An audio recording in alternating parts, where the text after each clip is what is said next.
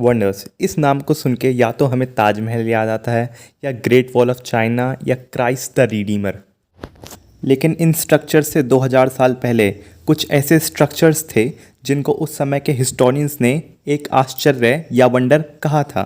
इनके नाम हैं the great pyramid of Giza, hanging gardens of Babylon, statue of Zeus, temple of Artemis, mausoleum of Halicarnassus, colossus of Rhodes और lighthouse of Alexandria.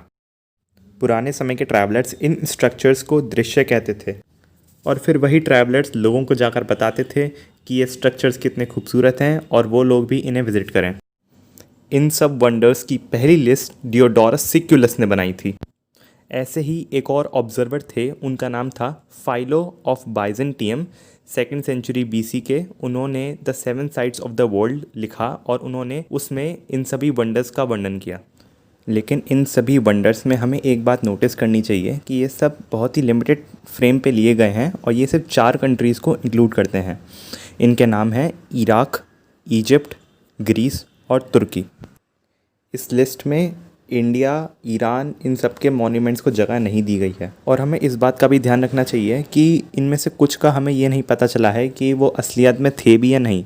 जैसे hanging gardens of Babylon, कुछ researchers का कहना है कि वो एग्जिस्ट करते थे और कुछ का कहना है कि वो एग्जिस्ट नहीं करते थे।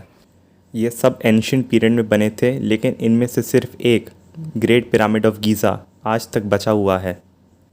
नेचुरल फोर्सेस जैसे अर्थक्वेक और इंसानी आक्रमणकारियों ने इनमें से 6 वंडर्स को तबाह कर दिया।